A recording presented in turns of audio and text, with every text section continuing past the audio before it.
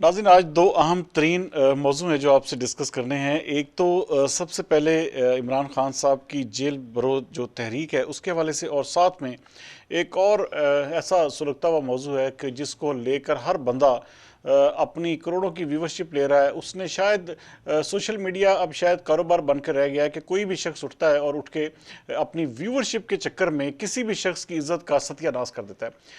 बलूचिस्तान में एक खातून की जब वीडियो सामने आई जिसमें कुरान पाक उठाकर वो फरियाद कर रही थी कि मुझे मेरी फ़लाँ सरदार जो अब्दुर्रहमान खितरान हैं उन्होंने मुझे कैद किया हुआ है, मेरे बच्चे भी कैद में हैं और सब कुछ उन्होंने इल्ज़ाम लगाया। और फिर उसके कुछ दिन बाद एक ऐसी लाश मिलती है खातून की जो कि नाकाबिल शनाख्त होती है, और फिर पूरा एक सोशल मीडिया ये ववेला खड़ा कर देता है कि जी ये जो लाश है ये उसी औरत की है जो वहाँ पर जो फरियाद कर रही थी।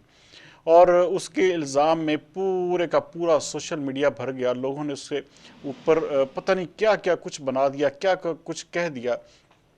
इन दी एंड वो औरत जो थी वो बाजियाब हो गई अपने बच्चों समेत। और जो उसके जो दो बेटे जो एक अलग से मर्डर हुए थे, और वो खतून अभी तक उसकी क्योंकि शनाख्त नहीं हुई कि वो कौन खतून है, क्योंकि उसका चेहरा जो है बुरी तरह डैमेज है। अच्छा, हमारा देखें फिर सोशल मीडिया का प्रेशर देखें कि वो सरदार अब्दुर्रहमान जो खितरान है वो गिरफ्तार भी हो गए। नाज़रीन, इस चीज़ को मान लें कि जी सरदार अब्दुर्रहमान खितरान ने जुल्म किया हुआ था, उनको अपनी कैद में रखा हुआ था, या अपने पास क्योंकि सरदारों के जो यहाँ पर जो बलूचिस्तान में जितने भी सरदार हैं वहाँ पर घरों में फैमिलीज़ रहती हैं, काम करती हैं। हमारे पंजाब में ले लें आप यहाँ पे हर, मैं कहता हूँ हर गांव में ऐसी ही सूरत हाल है।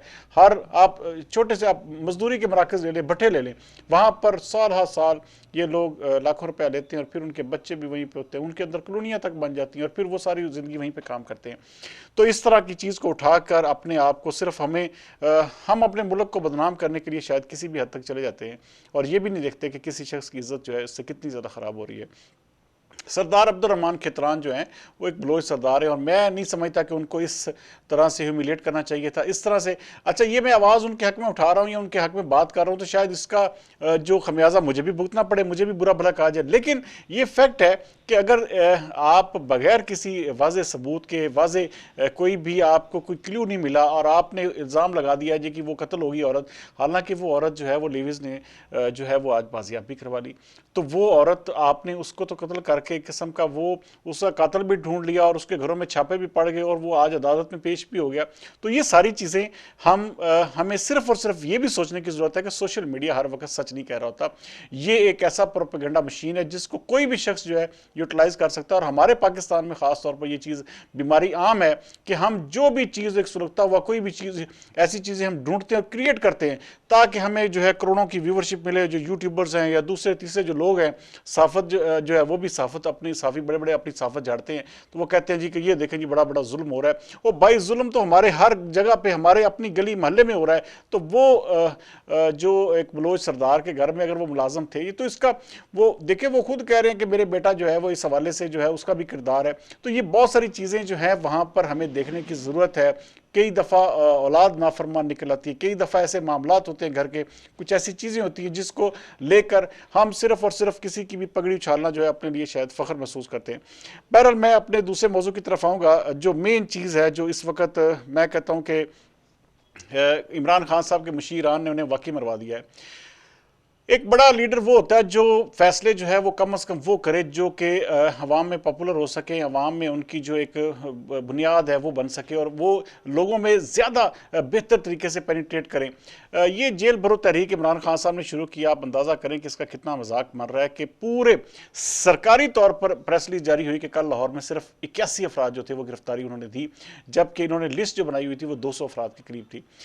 आज पिशावर की भी तकरीबन 200 से 300 लोगों की लिस्ट जो है वो बनाई गई थी कि वो गिरफ्तारी देंगे, लेकिन अंदाज़ा करें कि पिशावर में एक शख्स ने भी गिरफ्तारी नहीं दी। तमाम के तमाम लोग गाड़ियों में खड़े हुए, उन्होंने तस्वीरें बनाई, विक्ट्री के निशान बनाए और वो भाग गए।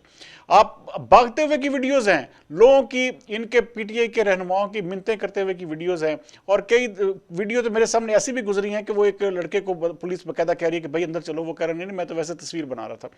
आप अंदाज़ा करें कि इस लेवल की जो जिसे कहते हैं बेवकूफ़ी, ये अहमकाना फैसला इमरान खान साहब ने किया। अपनी सियासत देखिए इतनी ग्रूम कर रही है आपकी सियासत, आप एक बड़े अच्छे तरीके से आप जा रहे हैं, तो आपको इस तरह के फैसले जो हैं वो जग हंसाई का बायस भी बनते हैं और पार्टी को कमज़ोर करने का बायस भी बनते हैं। एक इतने बड़े लीडर देखें गिरफ्तार हो गए, अच्छा वो उन्होंने हुकूमत ने पहले कह दिया था कि हमारे यहाँ पर जगह नहीं, हम उनको जो है जनूबी पंजाब की जो बड़े बड़े शहर हैं ना, राजनपुर हो गया, डीजी खान हो गया, बखर हो गया, लिया हो गया, यहाँ की जेलों में भेजेंगे, तो उन्होंने पहले ही बता दिया था। तो उसके बाद फिर ये गाड़ियाँ हम पीछे लगाई हुई हैं जी, वो पता नहीं कहाँ लेकर जा रहे हैं जी। देखिए शाह महमूद कुरैशी जैसा बंदा कि जी मुझे महसूस हुआ कि जी सीसीपी ऑफिस में मुझे लेके जाएंगे, वहाँ पर चाय शाय पिलाएंगे और उसके बाद छोड़ देंगे। तो जेल भरो तो भाई जेल में 3-3 महीने रहना पड़ता है। यहाँ पर नज़रबंदियाँ 90 दिन की, कम अज़ कम 90 नज़रबंदी होती है। आप तरीके लब्बैक के लोगों को देखें, जब उनको गिरफ्तार किया गया था तो 90 दिन तक उनकी किसी की जमानत नहीं हुई थी। तो ये दूसरे दिन आप देखें, अभी दूसरा दिन नहीं हुआ तो उनकी बाजियाबी की, उनकी रिहाई की जो है बिलें जो है वो दायर करनी शुरू कर दी गई हैं, और उनको बाकायदा तौर पर जी स्वाति साहब की बेटी ने दरख्वास्त दायर कर दी है, शाह महमूद कुरैशी साहब के बेटे ने आज हाई कोर्ट में पिटीशन फाइल कर दी है कि जी वाले साहब को जी रिहा किया जाए। तो इस तरह के फैसले जो हैं ये अहमकाना फैसले हैं। इस तरह इमरान खान साहब को बचना चाहिए, अपनी एक पॉपुलैरिटी जो लेवल है उसको बरकरार रखते हुए इस तरह के फैसलों से इजतनाब करना चाहिए। आपका पहले इतना बड़ा फैसला खान साहब ने देखे ना, सदर की सूरत में इतना बड़ा पाकिस्तान तहरीक इंसाफ को तोहफा दिया है परवेज़ लाई साहब की सूरत में, तो मेरे ख्याल में परवेज़ वो पीटीआई को तो अभी तक ये ओहदा जो है इंजॉय करने देना चाहिए था उनको। इतनी बड़ी जो खान साहब ने एक जिसे कहते हैं कि मुबारकबाद या इतना बड़ा एक सरप्राइज़ दिया है पूरी पाकिस्तान तहरीक इंसाफ को, तो उसको तो अभी तक वो मेंटेन रखना चाहिए था या उसको एंटरटेन करना चाहिए था। बहरहाल ये एक मुकम्मल तौर पर फ्लॉप, मुकम्मल तौर पर आप समझ लें कि जेल भरो तहरीक जो है वो इसकी कोई अहमियत और कोई अफादियत नहीं रही, सिवाय जग हंसाई के ये पीटीआई ने कुछ भी नहीं किया। या तो ये चाहिए था बड़े डिसिप्लिन अंदाज में ये तमाम लोग जो लिस्टें बनी थी वो गिरफ्तारी देते और पता चलता भाई गिरफ्तार हुए, उसके बाद इस चीज़ के ऊपर लाइन लगा देते कि भाई किसी ने बेल अप्लाई नहीं करनी, और जब तक खान साहब का हुक्म ना आए। सबसे बड़ी बात कि लीडर अपने आप से शुरू करता है। लीडर साहब ने क्या किया कि अपनी जो है वो हिफाजती ज़मानत ले ली 2 हफ्तों की, और उसके बाद कह दिया जी जेल भरो तहरीक आप शुरू कर दें। ये चीज़ें नहीं होती। मैं मानता हूँ खान साहब ठीक है जी ये ज़ख्मी हैं या उनकी हालत ठीक नहीं है, तो उन्हें इस तरह का ऐलान ही नहीं करना चाहिए था। उन्हें पार्टी रहनुमाओं को, अपनी पार्टी के लोगों को इस इम्तिहान में डालना ही नहीं चाहिए था। जब आपका ग्राफ इतना ऊँचा जा रहा है तो आपने इतना ज़्यादा जो है वो उसको अपने आप को जिसे कहते हैं कि जग हंसाई का खुद ही मौका फराम किया है। और दूसरी जानब मरियम नवाज साहब आप देखें आज खुल खुला के जजेस का नाम ले रही थी, नो डाउट उन जजेस पर एतराज़ हो चुका, तो उन्हें खुद भी बेंच से अलग हो जाना चाहिए था। किसी भी जमात के सरबराह को या किसी भी जमात को इस हद तक मजबूर नहीं करना चाहिए कि वो पब्लिकली इस तरह नाम ले। लेकिन बहरहाल मरियम नवाज आज खूब गर्जी बरसी हैं और उन्होंने बाकायदा तौर पर कहा कि ये 2 जजेस जो हैं ये हमारे जो हैं बिल्कुल खिलाफ फैसला देते हैं, उनके ये माइंड बताता है।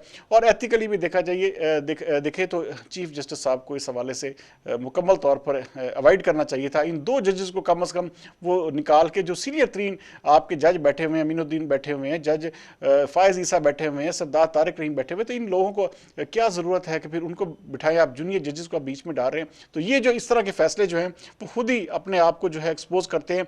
तो इस वक्त बहरहाल हुकूमत की और अदलिया की जो जंग शुरू हुई है इसका कोई ना कोई बहरहाल महवर या कोई ना कोई हल तो ज़रूर निकलेगा। लेकिन आज का जो दिन था वो इस हवाले से बड़ा अहम तरीन था कि भाई ख़ास तौर पर जो मंदोखेल साहब ने कहा कि भाई ये जो अज़ खुद नोटिस है ये बनता ही नहीं है, और यही बात तमाम कानूनी माहिरीन कह रहे हैं कि अज़ खुद नोटिस नहीं बनता था।